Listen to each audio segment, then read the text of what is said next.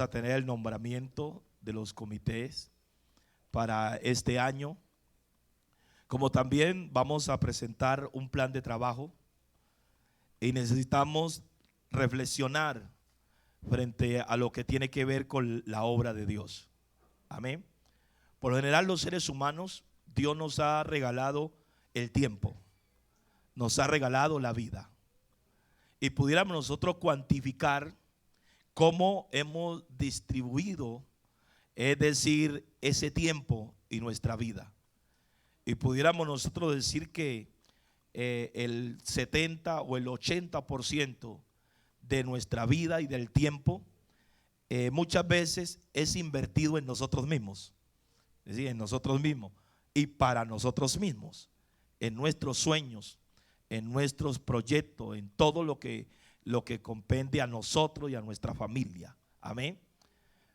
Y quizás un porcentaje muy mínimo del tiempo y de nuestra vida y aún de la ocupación de nuestra mente la dirigimos a la obra de Dios. Pero nosotros somos los seres humanos que reconocemos que no vivimos y no existimos sin Dios. Tenemos un Dios. Tenemos un Dios. Y que nosotros no dependemos de lo creado. Yo no dependo de lo creado. Es decir, nosotros no dependemos del trabajo. Nosotros no dependemos de las fuerzas. No dependemos de la naturaleza. No dependemos. Dependemos de alguien más grande que la naturaleza. Y dependemos de alguien más grande que nosotros mismos. Porque un papá no puede depender de un niño, de su hijo, pero el hijo sí puede depender del papá. Pero el papá debe de tener de quién depender, ¿verdad? El niño solamente pide leche y usted le dice que no hay y a él no le interesa ni entiende lo que usted le está diciendo. Él sigue llorando, ¿verdad? Así que usted tiene que saber de dónde depende para poder comprar la leche. Cuando hay plata, pues no hay tanto dolor de cabeza. Uno va al supermercado y compra. Pero cuando no hay plata y no le fían, no, ¿para dónde va? Para el cielo, ¿sí o no? Ahí, Señor, mi hijo no tiene leche. Al menos deme gracia para que me fíen o me regalen, ¿sí o no? Es decir, tengo que buscar, pero a las últimas me doy cuenta que el único que puede proveer es Dios. El único que puede proveer es Dios. Por eso el tener salud, el tener el alimento, el tener el vestido, el tener la fuerza, el estar joven, no nos puede llevar a olvidarnos de Dios. ¿Por qué? Porque lo creado se acaba. Lo creado se va desgastando. Pero el creador siempre está. Y mientras que tengamos creador, hay esperanza. Hay esperanza. Mientras que tengamos al creador. Por eso no nos podemos olvidar jamás de Dios. Jamás. Por eso dice la Biblia, amarás a Jehová tu Dios con todo tu corazón y con toda tu alma. Y primero a Dios y al prójimo como a sí mismo. Amén. Son el gran mandamiento. Dice que los mandamientos más grandes, lo que Dios nos manda, lo que Dios nos ordena. Aleluya. Entonces el tema que vamos a tratar esta mañana es edificando el cuerpo de Cristo y el templo de oración. Amén. Edificando el templo de Cristo y el templo de adoración. Cuando hablamos de edificar, trabajar, mejorar, dedicarnos a esa labor de el templo de Dios, estamos hablando de la iglesia. Y cuando hablamos de la iglesia, estamos hablando de nosotros. De que lo más importante para Dios, lo primario para Dios, no es el edificio. Lo primario para Dios somos nosotros. Nosotros somos el templo de Dios. Somos la casa de Dios. Amén. Somos la casa de Dios. Y es allí en la iglesia, en ese cuerpo de Cristo que es la iglesia, donde Dios quiere que se haga un trabajo continuo. Un trabajo continuo se puede hacer. ¿Por qué? Porque es allí donde Dios mora. ¿Verdad? Es allí donde. ¿Y dónde mora Dios? En mi vida. Y esa vida o ese templo de Dios que es la iglesia. Y la iglesia está conformada por miembros que somos cada uno de nosotros en particular. Allí es donde Dios habita. Allí es donde Dios ha puesto toda su riqueza. Toda su riqueza. Y Dios quiere que esa casa, oiga, que ese templo todos los días tenga hombres y mujeres haciendo el trabajo. Amén, haciendo el trabajo. ¿Y cómo hace Dios ese trabajo?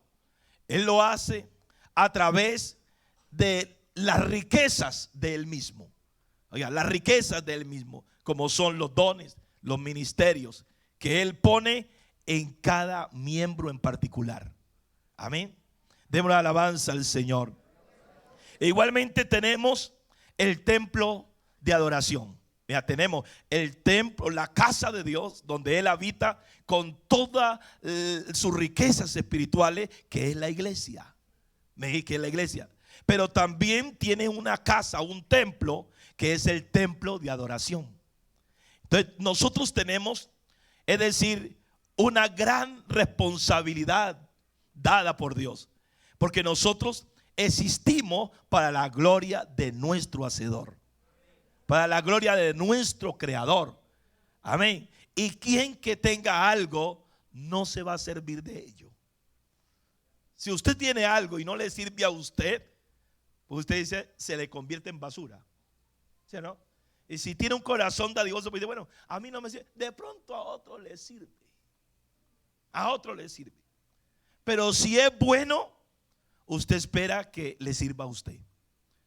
Nosotros somos lo máximo en la creación de Dios. Y Dios, más que le sirva a los animales, más que le sirvan las plantas, más que le sirva a los ríos, de toda la creación, el único ser que puede servirle a Dios con gratitud, con alabanza, con adoración, es el hombre. Somos nosotros, porque fuimos creados a imagen y semejanza de Él.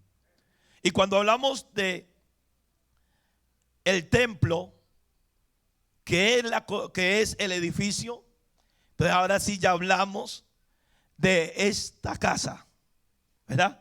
De muros. Y dentro de este muro o de estos muros vamos a encontrar utensilios, desde más pequeño hasta el más grande, desde el más significante al más significante, desde el de menos valor al de más valor, que hace parte de los utensilios físicos de la casa de Dios, que es el edificio donde hay cosas consagradas como el templo, cosas consagradas como los instrumentos, cosas consagradas como las pantallas, cosas consagradas como las sillas, cosas consagradas como el aire, como todo. Y todo lo que tenemos aquí es consagrado a Dios. Así que todo lo que posee este recinto ha sido consagrado a Dios. ¿Para qué? Solo para el servicio en la casa de Dios. Solo para el servicio en la casa de Dios. Por eso aquí no se podrá hacer nada que no tenga que ver con cosas que agrade a Dios, ¿verdad? No se podrá que una parranda, no da de eso. Que vamos a llevar las sillas por allá, que van a hacer una verbena. No se puede. No se puede. Que prestemos el equipo que van a hacer por ahí una verbena. No podemos. ¿Y por qué? Porque estas son cosas sagradas. Sagradas. ¿Sagradas para qué? Sagradas para Dios. ¿Y quién vive al cuidado de ella? Dios primeramente, a través ¿de qué? De la iglesia. Es decir, que entonces nosotros tenemos una gran responsabilidad de trabajar todos unidos. Mire, todos unidos, trabajar en favor del cuerpo de Cristo, que es la iglesia. Y también todos unidos a trabajar en favor de la casa, el edificio de adoración para Dios. Amén. Donde todo le pertenece a Él. Demos alabanza al Señor. Otra alabanza para Él. Dios hace un gran llamado de atención. Un gran llamado de atención. Sucede que el pueblo de Israel, Jerusalén, fue sitiado por Babilonia.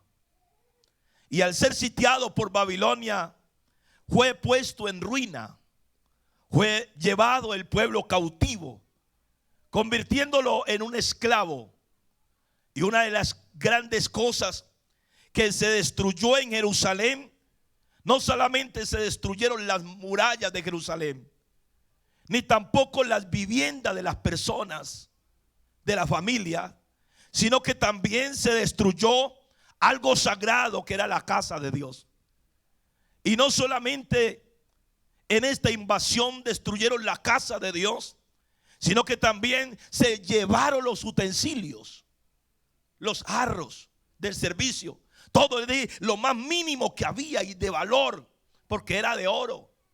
Se llevaron todo eso, que algunos recordamos que hasta una fiesta hicieron por allá, y un hombre orgulloso entonces pidió que le sirvieran el vino en esos utensilios sagrados. Y al tomarse el vino, al servírselo en esos utensilios sagrados, el dueño de él, de esos utensilios, apareció allí. ¿Recuerdas, no? Y apareció fue una mano escribiendo. Creo que ese tipo, mejor dicho, soltó eso, mijo. Tomar cosas sagradas. Amén. Cosas sagradas. Así es que quedó el templo, la ciudad en ruinas, en ruinas. Y estuvo entonces cautivo el pueblo. Allí entonces vemos a Nehemías, vemos a Esdras, unos profetas, hombres de Dios, que sintieron el gran deseo de ir, por cuanto ya habían dado un permiso en el tiempo del rey Ciro, para que pudieran regresar a Jerusalén. Entonces se firma un decreto, y al firmar el decreto decía: vayan los judíos nuevamente a Jerusalén y puedan reconstruir el templo de Jehová, puedan volver a levantar la casa de Dios. Así es que dice la historia que salieron más de 50,000 judíos nuevamente allá, nuevamente, para tratar de reconstruir el templo, la casa de Dios.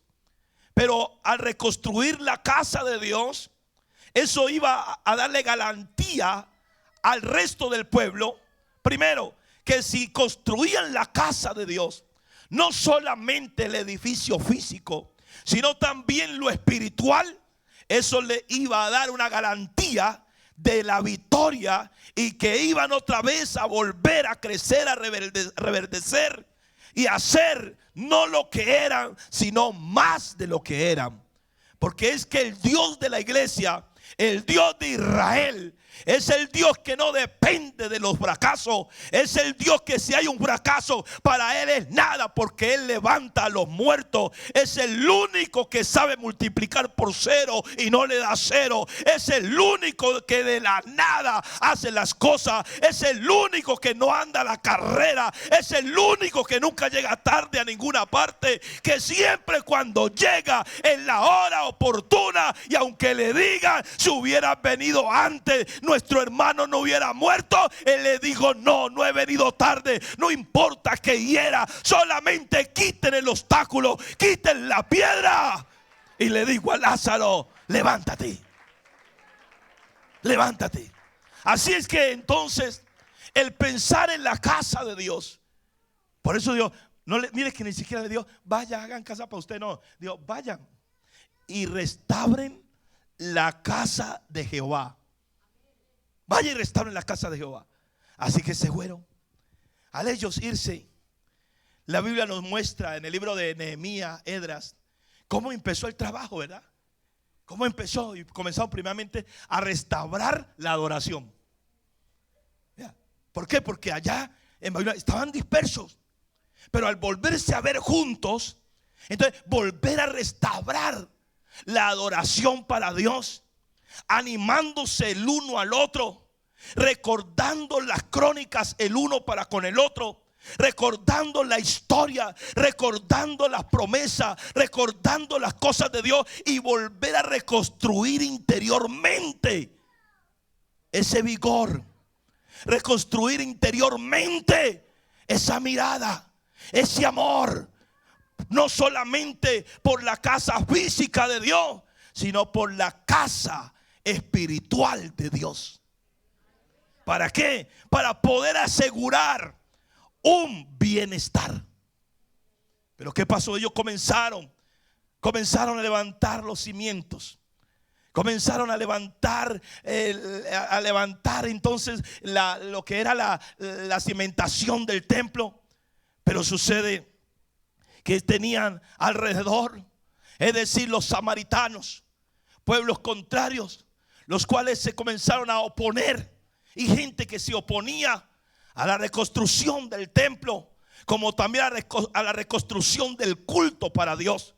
Porque siempre el culto, la adoración para Dios, siempre ha tenido opositores y siempre los tendrá. Pero siempre hemos tenido quienes por encima de la oposición seguimos adorándolo a Él, porque no hay a nadie más a quien adorar y rendirle culto sino a Él. Solo a Él. Así es que entonces ellos comenzaron a levantar la cimentación. Y a levantar la cimentación, por todos los obstáculos que tuvieron, los problemas que hubieron, detuvieron la obra. La detuvieron. Y pasaron aproximadamente 15, 16 años. 15 y 16 años. Solo los muros. ¿Y qué hizo el pueblo en esos 15 y 16 años?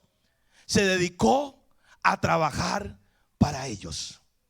Cada quien para él. Y haga lo suyo. Y comenzaron a construir la fortaleza de Jerusalén. Pero el templo seguía en ruina. No se había edificado el templo.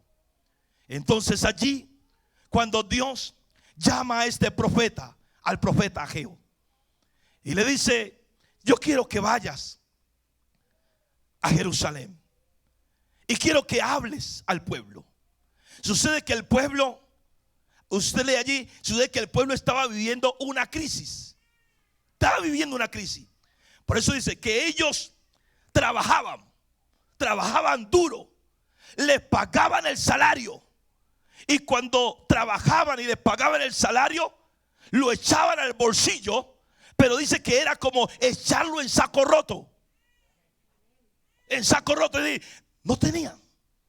Vino un gran verano donde no hubo lluvia, y sucede que todo esto trajo calamidad, trajo tristeza. Habían problemas en los hogares, en las familias. Había odio y una cantidad de cosas que fue descomponiendo la sociedad, que fue descomponiendo el pueblo. Porque, hermano, cuando falta la presencia de Dios, todo se descompone. Y comienza a descomponerse tanto lo espiritual, lo moral. Comienza a descomponerse lo social, las relaciones entre las personas. Se descompone la economía, se descompone la salud, se descompone la parte emocional, se descompone la paz, la tranquilidad, y todo entra en una ruina. Pero el amor de Dios, que es tan grande para con Israel, como también lo es para con la iglesia, levantó entonces un profeta, el cual fue el profeta Ageo. Y dice la Biblia que Ageo llegó el sexto mes, el primer día. Y en el sexto mes y el primer día comenzó a darles un mensaje. Y el mensaje que comenzó a darles fue palabra de Jehová. Oiga, una palabra de Jehová. Y esa palabra de Dios, ¿a quién vino? Primeramente vino para dársela al rey. Y segundo, para dársela al sacerdote. Y luego que se la dieron al rey y se la dieron al sacerdote, ahora se la dieron a todo el pueblo. Y el mensaje era: ustedes dicen que todavía no es tiempo para reconstruir la casa de Dios. Ustedes dicen que todavía no es el tiempo, pero que sí es el tiempo para construir el futuro de ustedes. Que sí es el tiempo para edificar casa de ustedes y atesorar. Si usted lee todo el capítulo, comienza a ver cómo los exhorta. Pero le dice: pero ha llegado la hora de construir la casa de Jehová. La casa de Jehová. Y comienza a decirles por qué ha venido ruina, por qué hay problemas, por qué hay tantas cosas. Y entonces dice: necesitan reconstruir la casa de Dios. Y no simplemente el templo físico, sino un templo espiritual también, donde no solamente haya una casa bonita, sino que haya una vida linda, unas vidas perfeccionadas, unas vidas crecientes, que Dios se agrade y que Dios se pueda mover allí y se sienta tranquilo en la esencia de su espíritu. Así es que mire usted, que les dijo, la exhortación fue: edificar la casa de Jehová. Vayan al monte, porque han ido mucho al monte, pero han ido a traer madera para ustedes, madera para sus casas. Han ido a buscar piedra para ustedes, han ido a buscar oro para ustedes, pero ahora vayan al monte y traer madera para construir la casa de Jehová, en la cual, si la construyen, habitará la gloria de Él y la voluntad de Él para todo el pueblo. Oiga, para todo el pueblo. Y entonces allí mismo el profeta le dijo, o Dios le mandó a decir: dile a Israel que mío es el oro y mía es la plata, que yo enriquezco y yo empobrezco. Dile a Israel que yo soy el que mando la lluvia sobre la tierra. Dile a Israel que yo soy el que hago que la semilla germine y den el fruto. Dile a Israel que yo puse el hambre y también puedo dar el alimento, pero que se vuelvan a mí. Y mire lo que le dice: y diles que miren bien en sus caminos, que miren bien, que examinen lo que están haciendo, que lo miren bien. Y entonces, si usted mira, desde el día primero que empezó el culto, es una confraternidad larga, de 24 días, de 24 días. Y el día 24, que fue el último texto que leímos, el día 24 del sexto mes, dice que se despertó. Se despertó interiormente el espíritu del rey, el espíritu del profeta, el espíritu del sacerdote y el espíritu de todo el pueblo. Y se pusieron manos a la obra. Y era a reconstruir los dos templos. Porque ¿para qué un templo sin adoración? ¿Sí o no? ¿Cómo decir? ¿Para qué una cama matrimonial sin matrimonio? ¿Sí o no? No tiene sentido. Es un témpano de hielo. Así mismo, ¿para qué un templo sin adoración y sin adoradores? Entonces tenía que construir el templo físico, pero el templo espiritual. Porque si construyen el templo físico, pues estaría solo Dios allí. Solo Dios. Pero nadie es que necesite de Dios y sufriendo. Nadie es que le conozca. Nadie es que le ame. Nadie es que disfrute de su gracia. Nadie es que disfrute de su misericordia. Pero sucede que él lo que quería era que allí, al reconstruir el templo, fuera el centro de acopio de toda la bendición, de toda la riqueza. Por eso, hermano, cuando usted viene, hoy que usted vino al culto, usted no ha venido simplemente a traer alabanza y adoración. No es más grande lo que usted trajo al culto. Es más grande lo que te vas a llevar. ¿Por qué? Porque lo que tú te vas a llevar le va a servir a la familia que no vino. Le va a servir a tu descendencia. Le va a servir a tu patrón. Le va a servir a la gente que se relaciona contigo. Porque tú eres la bendición de Dios, la sal de la tierra, la luz del mundo. Por eso, el venir a un culto, hay dos cosas que se hacen. En un culto damos y recibimos. Damos y recibimos. ¿Qué damos? Alabanza, ofrenda. Eso es lo que damos. Y de lo que damos, recibimos. Pero en el culto, uno puede estar pendiente de lo que da, porque hay que hacerlo con entendimiento. Pero usted es más pendiente de lo que se da. ¿Sabe por qué? Porque lo que usted trajo se queda para aquel a quien se lo trajo. Pero lo que usted se lleva es lo que va a hacer multiplicar más lo que hay en tu casa. Aleluya. Es lo que va a traer bendición. ¿Por qué? Porque llevas más unción, más gracia, más conocimiento, más fidelidad.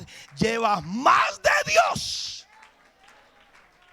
Más de Dios. Demos una alabanza al Señor. Así es que el día 24 del mes todos fueron al monte. Todos comenzaron a trabajar.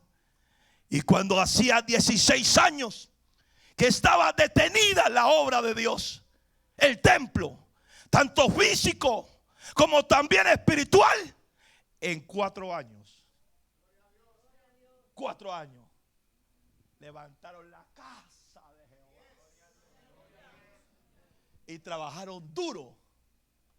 Usted lee el libro de Nehemías como de Esdras, y ustedes que se formaron grupos, ¿verdad? Grupos. Y sucede que los trabajadores con una mano trabajaban y en la otra la espada. ¿Por qué? Porque cuando ellos estaban construyendo, hubieron unos que se opusieron. Ellos hacían y ellos desbarataban. Ellos hacían y otros desbarataban. Pero entonces ellos no hay que armarlos. La espada para si vienen a enfrentarlos, y la otra mano para trabajar en la obra de Dios. Y entonces estaban aquí trabajando y acá, aquí y acá, aquí y acá, aquí, hasta que la levantaron. Y cuando ya la iban a terminar, los enemigos se dieron por vencidos y les ofrecieron ayuda. Le queremos ayudar. Dijo, no necesitamos ayuda de ustedes, porque el Dios nuestro basta con su ayuda. Por eso es que la iglesia no recibe ayuda de políticos, basta de cosas. ¿Por qué? Porque basta con la bendición que Dios da a su iglesia. Porque no dependemos nosotros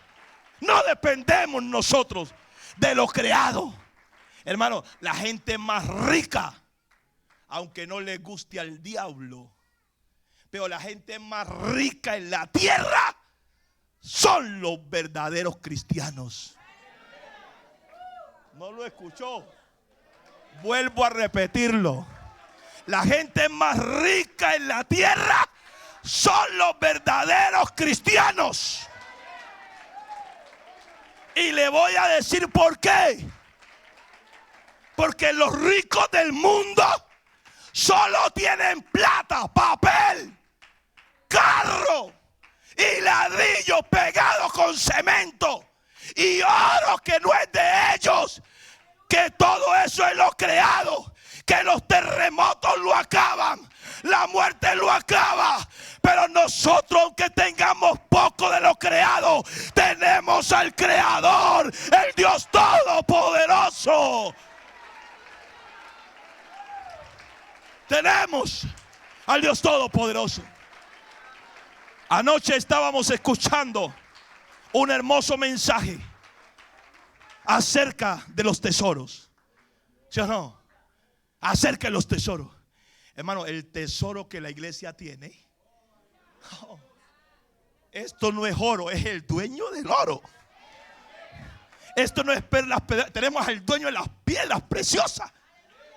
No tenemos tierra, tenemos al dueño de la tierra, el dueño del cielo, el dueño del mar. Y Él es mi papá. Es mi papá. Es mi padre. ¿Y sabe qué es tan bueno?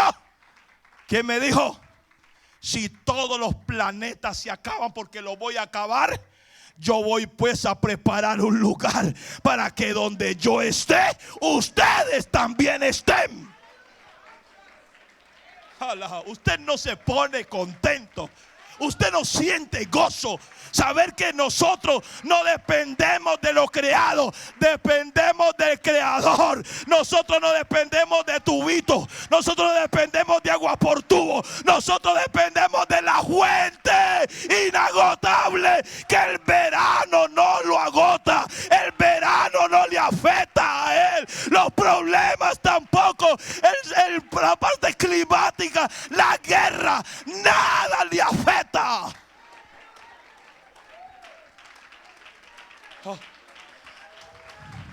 Las economías de los países suben y bajan. La economía de Dios se mantiene estática. Porque Él es el yo soy, no dependo de nadie. Al que nadie le enseñó, al que nadie le dio, el que no le pidió a nadie. Él es mi papá. Y sabe que lo más lindo, saber que en esta mañana se mueve aquí. Oiga, se mueve. Que en esta mañana toca tu corazón, que en esta mañana toca mi alma. Alabado sea Dios. Así fue que se demoraron 4 años. Y en 4 años, después que a través del mensaje del profeta se despertó el Espíritu de Dios y vino avivamiento. Y ahora sí, todo Israel regresó. Todo Israel regresó. ¿Y sabe usted que Israel es el pueblo invencible? ¿Sabe usted quién es Israel? No le falta comida en un desierto. Y Dios se lo demostró, que no le faltó ni vestido ni sandalias en un desierto. Con un solo vestido salieron, con una sola sandalia, y 40 años por el desierto. No traían agua y en un desierto le dio agua. No había panadería y le dio maná en el desierto. Aleluya. Cuando venían sus enemigos, les puso columna de nube para que no los vieran, y en la noche columna de fuego para que pudieran andar. Ese es mi Dios, ese es tu Dios. Él es mi Salvador, también es tu Salvador. Ese es nuestro Dios. Alabado sea Dios. Y voy a concluir con lo siguiente. Les dije que en el edificio, o el templo, que es el edificio de adoración, hay unos utensilios, ¿verdad? y aportamos lo material, aportamos lo físico, aportamos lo tangible, pero también lo material y tangible que aportamos lo recibimos de Él. Y lo intangible, porque una cosa es lo que tenemos en la cuenta bancaria, otra cosa es lo que tenemos en el bolsillo y lo que tenemos en título y lo que tenemos en escritura, pero otra cosa son los dones de Dios que poseemos dentro, la riqueza que poseemos dentro. Y esa riqueza que poseemos dentro necesita también que ese cuerpo de Cristo, que es la iglesia, ese cuerpo humano, sea perfeccionado hasta que llegue a la estatura de un varón perfecto, creado según Dios. Y entonces a Él le plació establecer entre su iglesia a unos profetas, a otros apóstoles, a otros evangelistas, a otros maestros. ¿Con qué finalidad? De perfeccionar el cuerpo de Cristo. Quiere decir que como iglesia hacemos dos trabajos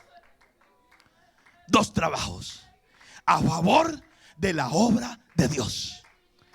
Ahora, si usted por un momento observa qué hay en este edificio físico, ¿qué hay?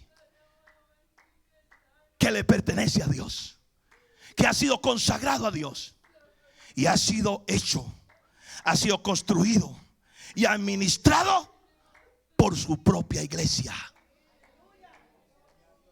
¿Sí o no? Pero también hay una riqueza intangible, una riqueza que no vemos, pero es la más grande, la eterna, sublime. Oh, porque en esta mañana aquí puede haber un médico, puede haber una enfermera, pero Dios es el mejor médico y el mejor enfermero.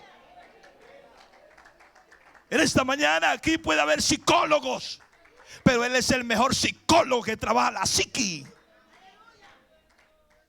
¿Sí no?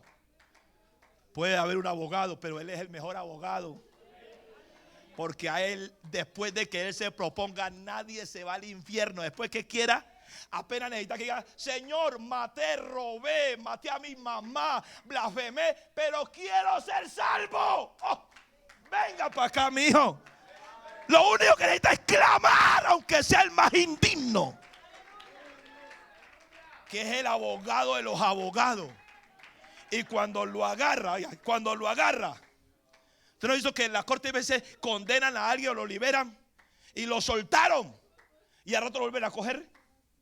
Porque apareció alguien por ahí que dijo: no, eso no, y peleó y le vuelven a echar mano y a la cárcel otra vez. Y el abogado dice: no, hijo, traté, pero me ganó ese tipo. Pero cuando el Rey de la Gloria dice: te voy a sacar, y cuando lo trae, no hay ley. Oiga, no hay ley. ¿Para dónde lo lleva? Si era de acá, era, pero ahora es mío. Y lo mío, lo que yo tomo en mi mano, nadie pero nadie lo arrebatará. Nadie lo arrebatará de la mano de Él. Nadie lo puede arrebatar. Entonces, quiero que miremos como iglesia. Y en este punto último que voy a tratar, es donde nos compende a todos. En la obra de Dios hay veces trabajan unos, pero hay que trabajar todos. ¿O no? Unos con cargo, pero otros a llorar, a llevar la carga. ¿Sí o no? Porque los cargos pasan, pero la carga no pasa. Los cargos dependen del tiempo, pero la carga depende de Dios, porque Él habita en nosotros. Alabado sea Dios. Entonces, miremos la riqueza. Vamos a mirar las riquezas que habitan en el templo de Dios, que es el que debemos de administrar con lo espiritual, porque es espiritual. Entonces, dice la Biblia que en Cristo habita corporalmente, ¿qué? ¿Toda qué? Toda la plenitud. Es decir, toda la plenitud, la riqueza habita en nosotros. Ahora yo le pregunto, demos gloria a los que tenemos a Cristo en el corazón. Te comprometiste, estás diciendo que toda esa plenitud habita en ti. Amén. Pero digo, levante la mano y den gloria a Dios los que no tienen a Cristo. ¿Cierto que no parece? No parece. ¿Por qué? Es que nadie quiere ser sin Cristo. ¿Sí o no? Yo que hasta un loco entra aquí. Yo quiero ser de Cristo. No sé quién es, pero yo quiero ser de Él. Porque he oído que habla bien de Él. Hablan bien de Él. Por eso es que donde está Cristo el diablo llega, aunque sea a hacer daño, pero llega. Hermano, si Cristo no hiciera perfección, el diablo no tenía nada que desbaratar. Nada que hacer. ¿Por qué? Porque Él vino a matar. Y para que mate tiene que haber vida. Vino a robar. El ladrón va donde hay. ¿Sí o no? A matar, hurtar. Y nadie puede destruir lo que no existe. Así es que gracias a Dios porque hay. Gracias a Dios porque tenemos. Pero hay que estar también vigilantes. Porque hay un león rugiente que viene con una agenda. Y la agenda que el diablo trae es: te devoro. Te devoro. Hay una hermana por aquí que cantó un especial. Y dijo: hermano, voy a cantar un especial. La letra es cristiana, pero la música mundana.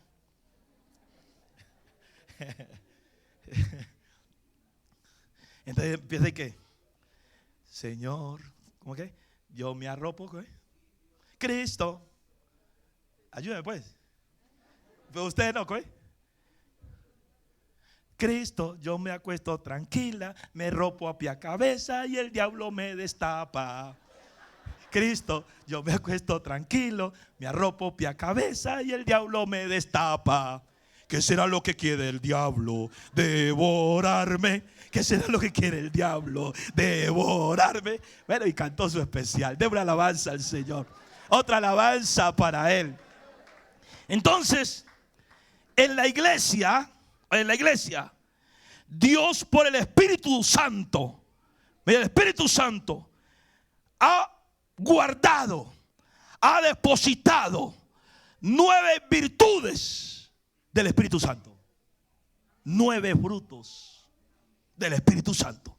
Y esos 9 frutos del Espíritu Santo es amor, gozo, paz, paciencia, amabilidad, bondad, fe, mansedumbre y templanza. Oiga, ¿y cuánto necesitamos todo eso? Y es la riqueza que está en la iglesia y hay que cuidarla. Y hay que estar haciendo mantenimiento a ese edificio que es nuestra propia vida. ¿Para qué? Para que ese fruto del Espíritu se mantenga vivo. ¿Por qué? Porque con ese sirvo al pueblo de Cristo, que es la iglesia. ¿Sí o no? Por eso es que a usted se acerca el que necesita amor. Se acerca el incrédulo. Y dice: ¿es que usted no cree? ¿Ah? Pues usted tampoco no cree, porque si creyera le da lo que tiene. ¿Sí o no? Cuando a usted le llegue un incrédulo, Dios se lo mandó, pero que usted sí sabe dónde hay. Pero lo duro es que ni el que viene con hambre tiene, y usted tampoco no tiene. ¿Verdad? Y en nosotros habita la riqueza. Demos alabanza al Señor. 9 dones. Oiga, 9 dones. Palabra de ciencia, palabra de sabiduría, discernimiento de espíritu, fe por el Espíritu, don de sanidad, don de hacer milagros, don de profecía, don de diversos géneros de lengua, don de interpretación de lenguas. Oh, esa riqueza está en la iglesia, los tesoros de la iglesia. Depositados, ¿para qué? Para servirle al pueblo. Y 5 ministerios. Ya, 9 frutos o virtudes del Espíritu Santo, 9 dones y 5 ministerios. Y en los ministerios: apóstoles, profetas, evangelistas, pastores y maestros. ¿Y sabe usted lo lindo de esto? Que porque a veces cuando dice apóstoles, profetas, evangelistas, pastores y maestros, sucede que en la iglesia hay gente dotada con el ministerio de apóstol. Oiga, apóstol. Gente dotada con el ministerio de la profecía, pero no es lo que acuestan por ahí, levantan hablando cosas por ahí raras. Que yo vi que se comió unos frijoles por ahí a tarde de la noche y ya levanten que Dios le mostró que por aquí, por más allá. No. Porque nosotros no somos profetas como los del Antiguo Testamento. Tenemos el don de la administración de la palabra profética más segura, que es la palabra de Dios. Porque todos los profetas fueron hasta Juan, y Cristo cerró la profecía y nos dio el poder de ministrar la profecía. Amén. Debo alabanza al Señor. Profecía, evangelistas, pastores. Pastor no es todo el que sale a un grupito y ya es pastor. No. Hay pastores con el don de pastores sin congregación propia. ¿Por qué? Porque es un don. Que hay pastores en el pueblo del Señor que nunca le van a entregar una licencia de las que entrega la organización, y nunca le van a entregar un grupo para que lo dirija y él es el todo allí y responsabilidad, pero tiene el don. Y ese don opera donde está.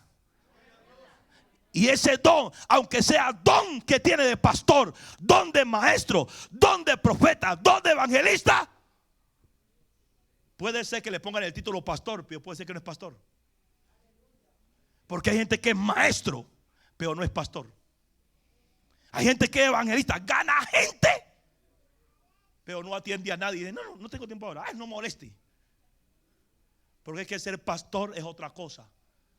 Ser pastor no es ni siquiera un buen predicador ni un buen maestro. Dios le permite administrar todos los dones, pero si es pastor, es alguien que tiene capacidad que la oveja lo muerda. ¿Sí o no?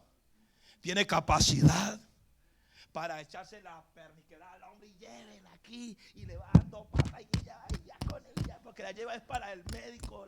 Me estás pateando, me estás mordiendo, pero te voy a restaurar para el reino de los cielos. ¿Sí o no? Quiere decir que si alguien escoge entre todos esos, ese pastor, si Dios no lo llama, ni se meta. Ni se meta. ¿Por qué? Porque no le tengo que volverse santero para poder conseguir gente y poder crecer. Y tumbar gente, parece así, y propagandista y todo. Pero el pastor es aquel que puede dar la vida por una oveja. Por eso es que él es el único pastor de pastores. Y por eso dice la Biblia que él mismo constituyó, solo él, a unos que profetas, apóstoles, a fin. ¿Cuál es la finalidad? De perfeccionar. ¿A quiénes? No a cualquiera. Oiga, perfeccionar ¿a qué? A los santos. Y hay quienes que andan buscando, yo quiero, pero gente santa, los malos se van de aquí. ¿Sí o no? Yo recuerdo cuando anteriormente decía, lo que no sirve se tiene que ir.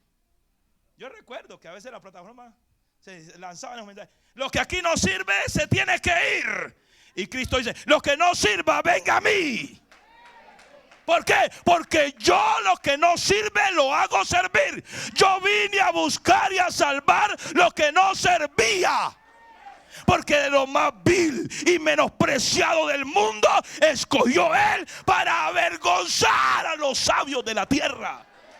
Hermano, el evangelio es tan lindo, el evangelio es tan hermoso, la gracia de Dios es tan hermosa que mora en medio de nosotros. Terminemos allí, que tenemos mucho que hacer todavía, pero esto quiere el Señor que sepamos. Usted quiere estar en pie y le dice, Señor, gracias. Gracias, Señor, gracias. Gracias en esta hermosa mañana por todo. Dígale, Señor, yo quiero ser participante de la obra tuya. Dígale, Señor, tú has puesto dones en ministerio, talentos en mí. Yo quiero usarlos a favor de tu obra. Dígale, Señor, usted ha puesto en mí fuerza e inteligencia. Yo